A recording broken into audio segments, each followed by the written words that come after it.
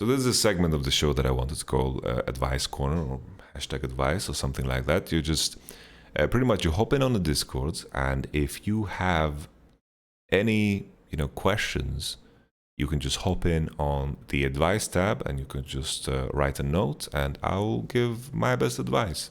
I'm not a doctor, and if I don't know what to tell you, I will also just tell you that too. It's like if you tell me, oh, I have this wart on my foot, I have foot fungus, what am I supposed to do? And I'll tell you, you should probably get that checked, because I have no fucking clue why you're asking me. Let's get to the advice that people have asked. Geku asks, hey Yamato, I've been getting into play-by-play casting. I cast for my university and for some minor organizations, but I find it hard to really get myself out there. How can I work to cast bigger events, improve as a caster, and what are some things you feel are missing in today's most prominent casters? So I think it's good to take inspiration from the casters that are successful. It's good to take inspiration from what the majority likes, because that's the business that casters are in and analysts are in. It's important to find yourself in a position where you are appealing. Oh, I didn't expect that. Thank you very much, Desaurus. I'm going to mute the alert box for the remainder of the episode, but I appreciate it very much. Thank you. So back to your question. You're in the business of appeasing to the majority. So it's you have to find a balance between being yourself and also understanding what the public likes, because on these topics the public is often right, because that's how tournament organizers choose. That's how they choose. It's a very tough field, because keep in mind, if you want to become a high-end caster and you want to cast for the bigger events, there is not a lot of open positions. It's like, how many casters are there in total? Maybe 10, 15, 20 if I'm being generous, right? And then there's a tier below that where it's the RL leagues, and that's a lot of people too. And I think if anything, I would recommend looking into the regions that have less exposure and trying to become the face of that region. I think that would be like a clever way of finding your niche, and with that also finding your entry. For example, Vietnam, the Vietnamese league is quite large. There's a lot of business going on there, and I know that some people have, tried to cover and try to cast those games. And I think it's just about, being patient, because it's very, very cruel. It's a very cruel business, because a lot of people want the same thing as you, and you need to hope to be ready for when you get lucky. So there's an element of luck to it, right? You need to be seen by the right person. And when you are seen by the right person, what level are you going to be at? So you just need to keep preparing yourself for that moment in time when someone's going to notice you. Keep preparing yourself for that moment in time, because eventually, most likely, it's going to happen. If you're doing a good thing, humans have a weird way of being connected somehow. It's like someone tells a friend that tells a friend that tells a friend and tells a friend, and that guy happens to know Trevor Quickshot Henry, and he just mentions it to him while they're having coffee down by the bagel shop. People have a weird way of being connected. So just keep doing your absolute best. Output work, and do your research. You're working in a field where you can actually look at great casters and take inspiration from them. So that's something that I recommend that you do, Geku. And in regards to what are some things that you feel are missing in today's most prominent casters, it's hard for me to say. I am not so, deep into it, like I knew what my niche would be if I was a caster. But all in all, that's what it is. I knew that I could leverage the fact that I used to be a coach in order to strengthen my position. GC Katalin Stefan. Hello, Yamato. First of all, thank you for making this effort. I've noticed myself stagnating at a certain point in everything, and I'm pretty much repeating the same few mistakes. When I try to avoid one of them, I'm surely falling into the trap of repeating one of the others. The more terrible thing is that I notice myself doing one of the mistakes almost immediately, and I stop doing everything I do at the moment. And I think this pulls me back as much as doing the mistakes. How can I be sure I am asking myself the proper questions before and while doing something? And how can I get my situational awareness improved? Thank you in advance for your time and advice.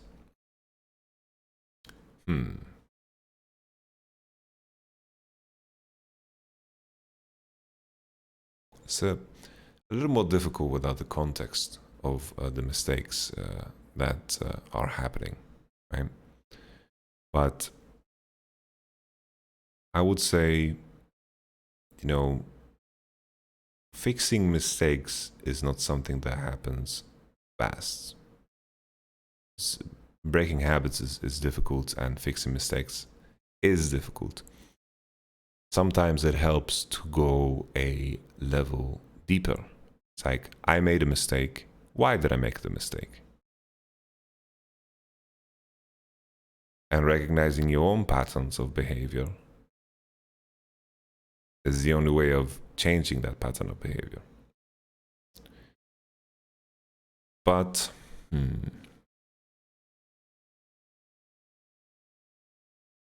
this process can be very lengthy.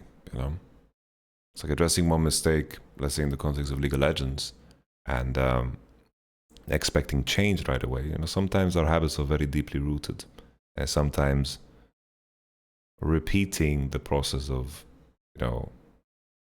asking yourself why and how and the reason why you fell into that trap again, just understanding your patterns is the only way of truly improving mistakes.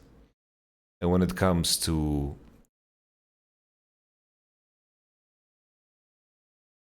managing multiple things at the same time, because you mentioned that when I try to avoid one of them, I'm surely falling into the trap of repeating one of the others. This is also something that comes with time, It takes practice to be able to focus on multiple things at once. In the context of League of Legends, like let's say you have to look at your minimap a little bit more. There's a certain level of attention that we can achieve. This is, in the context of what Abdul said, there's a certain level of attention span that you have, Are you getting ganked? There's the super roaming. Now it's the lane. Now it's about the minions. Now it's about the summoners. There's a lot of things that are there and are in motion. And that's also a skill. It's just something that you need to practice. And when you review, your state of mind and your process, you just need to look at all of those things. But it's important to focusing in on one thing at a time, because you don't want to overwhelm yourself. So honestly, the best piece of advice that I can give you is keep practicing. Keep practicing.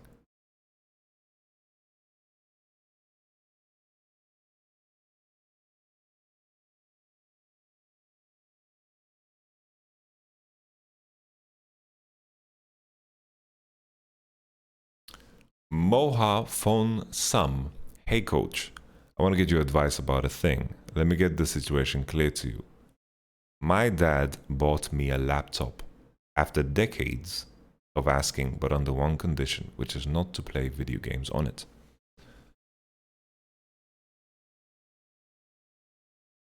But it turns out that that laptop has good specs to play League of Legends, and I couldn't resist. I'm playing LOL now for 9 months secretly without him catching me playing it. The thing is, I started to get sick of that, and I wanted to confess to him, and I need some good arguments to convince him that playing video games on laptop isn't a bad thing. Thanks in advance.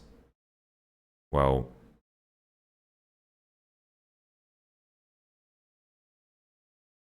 I would say, I've been in that position for sure. You know,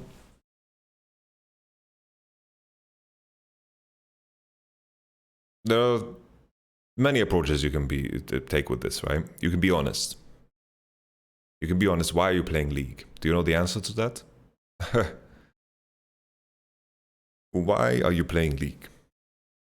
You're playing it because you get to socialize with your friends. You get to experience a world that, is not so easy to find on the outside. You get to, this answer needs to come from within, right? The other way is to say, yo, look, esports is a real thing. I'm doing research. You can think of some bullshit, right? You can think of some bullshit. It's like, I'm doing research. I want to work in esports. There's a lot of money. Look how much money these guys are making. Look at this guy. He's wearing a Versace shirt and he's streaming. This is my dream. This is what I want to do. I want to take over the world. If you think of something, clever to say that, appeases to some of the older minds, is usually like money, success, and, finding, might be the case. And might also be the case that maybe your parents have good intentions and they are right in saying that maybe you shouldn't be playing on your video, like on your laptop. Maybe this is hurting your sleep. Maybe this is, making your grades suffer. Maybe there's something there that they have, in mind. So it feels weird for me to give advice on this particular topic because maybe your father knows better than you. Sometimes that can be true. If you come to me with advice and arguments to convince them that playing video games on laptop isn't a bad thing, it depends, because it can be a bad thing. It can be a bad thing. It can be a fine thing. It can be an okay thing. You just need to find the answer to that question from within. It's like, why are you playing video games? Ask yourself that. Is the answer good? If no, you still think that this is something that,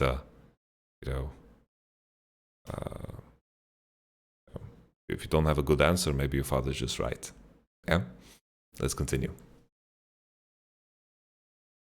Supreme Bear IV wrote, my dental degree is difficult, but I'm not sure you can help me with that one. Well, my brother happens to be a dentist, so you could have shipped your question, and that's it, Unbeatable. Hi, Yamato. If you wanted to break into the LEC scene as an analyst or a coach, how would you go about it nowadays? Doing YouTube clips and posting it on Reddit. Kind regards, Unbeatable. Well, I think the key thing is, we're still at a very, very young point in time of League of Legends esports, and, not everything is figured out. I'm learning things on a daily basis, new things. I am coaching very different today from what I did in Spring Split, and I'm actively learning about what I believe what coaching is. And the key thing to make sure that you break out is solve problems that you see, right? It's the same with coming up with an invention, right? There was this known story in Sweden where someone made a plastic banana protector. So basically he saw a problem that a lot of people just accepted to live with. It's like you put your banana in your backpack and then it just gets beaten up and has bruises and shit. And then this guy thought of this plastic banana cover, and this guy turned into a millionaire because he patented it and it was his thing, right? You can't really patent things here in League of Legends, but there are certain elements that you might notice about, coaching, about analysis that you notice are missing. Try to become the person that pushes things ahead of the curve. That is probably the easiest way of breaking out, but at the same time, not easiest, it's the toughest way, but it's the fastest way. That's the right way of putting it. It's the fastest way. Otherwise, just do YouTube clips, post on Reddit, get active in the scene. Get active in the scene, coach individuals, just create a body of work that you make sure that when that lucky break happens, that you're ready. When one of the head coaches of the big LEC teams writes to you, show me what you got, you are ready for that moment in time. So just work to be as ready as possible, and create a body of work, you know? Get YouTube clips out there, go on Reddit, use the fact that social media is making it easier than ever.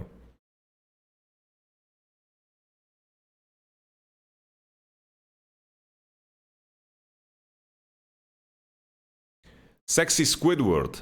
Hello Yamato, what do you think about AI and League of Legends? There's already an AI for Dota 2 that haven't beaten the best Dota 2 team. How would it affect pro play and should it exist? Another thing is the thing in football that talks about how every country has different play style relative to what is happening in the country. For example, Brazil football team focuses on self-dependence because how life is like there. I can see the same thing in league, mostly in LPL, and I think it's the same reason that NA and EU isn't as good as LPL and LCK because they're a group of countries, states. Do you think it's the same thing with league? And would it mean people should find their own style than copying the best? Well, I would say there is a lot of elements here that matter. Culture matters, for sure. Culture impacts who you are as an individual, and I think when it comes to European League of Legends, having good ideas from multiple cultures and making it work can be very, very rewarding. You know, when it comes to the AI part of the question, you know, if I had an AI that we could practice against, it would be the same as chess. You know, you would figure out new moves, you would figure out new ways of playing the matchup. Like, let's say I have a perfect AI, and I would say, yo, Niski, we're gonna try Silas versus Oriana. We're gonna check out how this AI plays it, and then maybe there's things to learn there from how they play specific matchups. Maybe they have a weird item build. Maybe they have weird runes. Maybe they have a weird way of perceiving the game that is just so deep that we couldn't comprehend. So you kind of just copy, right? And then you figure out, oh, this is why they're doing it. You know, it would accelerate the process of improving teams in League of Legends. Like the average level in League of Legends would improve so vastly. Like if you look at chess, right? Chess is a very ancient game. It's a very old game. And now if you're playing at what is considered bronze or silver MMR in chess, people are damn good. And at the highest end, they're so far away from anything that you need a fucking, what is it called? You need binoculars or some shit to see even a glimpse of them, you know? It's very, very, you know, the level is vastly different. And that is due to the time of the game and also due to the engines, you know? A telescope, yeah, that's the word I was looking for. The engines also have improved the level of chess too because they've been inspired by AlphaZero. They've been inspired by Stockfish and so forth because there are things there that you can take away. And I could see the same thing happening for League of Legends. I would use it for practice purposes. When it comes to you know, culture and how it affects players, of course it matters, you know. But background matters, socioeconomic background, culture matters, experiences matter. There's a lot of elements that matter when it comes to each individual. For example, I coached in Korea and everyone had a similar cultural background, and it made some things a lot easier and some things a lot harder. But I think the key thing in European League of Legends, when you have, for example, Vitality, we have a lot of people from different cultures, there is a lot of great things to take away from, you know, from each culture. You know, when you make things work, you have these different perspectives. It allows for more creativity. It allows for more, you know, flexibility and freedom when you get to mix all of these different cultures. But I believe there is a lot of elements here at play when it comes to the LPL and LCK. It's like the LCK and Korea have a lot of history when it comes to esports. They have a clear path to becoming a pro. Their organizations are fantastic. The culture in terms of how discipline is viewed is also, you know, next level, and that's like really, really broken. I'm not gonna lie. It's like when I had the sandbox players, everyone's very disciplined and understands that they need to practice, and the energy in the room is so infectious. And you know, the hierarchy of how older people are treated and people in higher positions are treated, you know, that's something that is also, you know, deeply rooted in how things are culturally. So there's a lot of ease that comes to it, but sometimes these situations can miss a hint of individual expression and creativity. And that's something that I try to pursue super much by in Sandbox, in my time in Sandbox. So I think there is a discussion there, but I don't think it's the end all be all, because I think, I wouldn't be surprised if, I'm not so well versed in football, but I'm pretty sure the best clubs in the world would beat national teams. I'm pretty sure that's the case. If you think of, like, let's say you would take the Champions League winner versus the World Cup finals winner, I'm pretty sure the Champions League winner would be the better team, right? So that's where the argument falls flat. But I could be wrong, right? It's only hypothetical.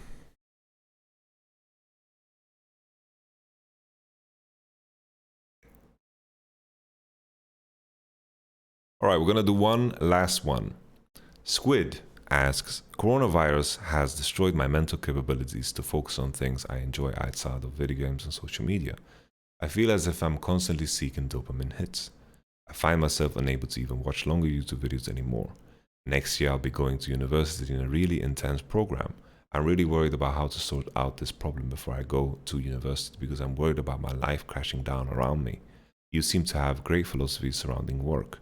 Do you have any suggestions for how I can get back on track in my life? So I've been exactly where you've been. And I think it's way more common than we think. And on my end, I've noticed that the world is designed to keep our attention, to trap our attention and to numb our thoughts. And what I recommend to you is to detox. Genuinely detox. Stay away from this Discord, stay away from my YouTube, stay away from everything and just detox. It's the same thing, when people struggle with nutrition, right? People struggle with nutrition is because often what happens is, the idea of an acquired taste. So I'm in no shape or form a scientist. So I'm gonna, this is gonna sound a lot like bro science. It's just, it's an acquired taste. The same way, being on YouTube and getting these dopamine hits, it just gets worse and worse, right? It just gets worse and worse and worse and worse with time. The more the deeper you go into that hole. The same thing works in nutrition, right? You have like these salty items, these sugary items that you've acquired a taste for. You've literally acquired a taste for these sugary and salty items, and that's what your mind and your body is going to crave because that is your mental diet at the time. And you need to detox yourself. You literally need to detox yourself. You need to stay away from these things for quite some time. It's too much of anything is bad, and there are certain things that are very addictive. There's porn, there's sugar, there's salty things, there's dopamine hits online, there's Twitter and Facebook. These are all things that are very addictive. So what I recommend to you is just do nothing. Stay away. Take a couple of days off from screens. Put your phone away. You need to pretty much detox yourself. That's what I recommend.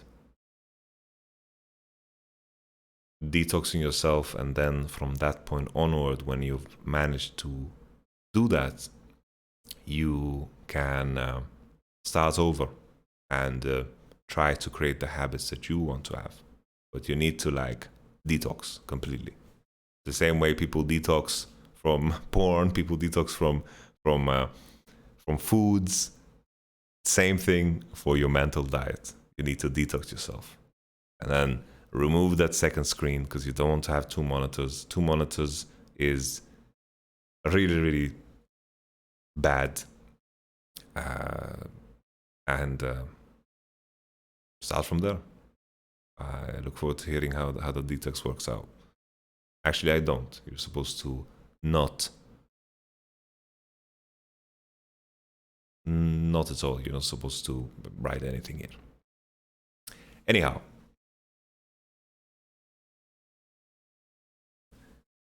2 months is great if you're in software development. Yeah, sure. In some lines of work, it can be easy, right? But better, right? Like, for example, if I'm working, it's good to have 2 screens. Like, I'm going to watch scrims and then I write notes on the other screen. That's helpful, right? But sometimes people are playing League and then they have YouTube going on the other screen. They're watching PewDiePie, fucking rap or something. Who knows?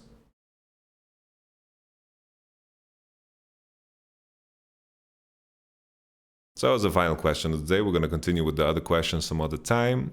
I appreciate you guys very, very much for joining me today. This was the first episode. It was kind of scuffed. I think it can be better. We're going to have it next Sunday again. So I appreciate all of you. I'm going to watch MSI. It's going to be exciting. All the best to all of you. Take care and bye-bye. All the best.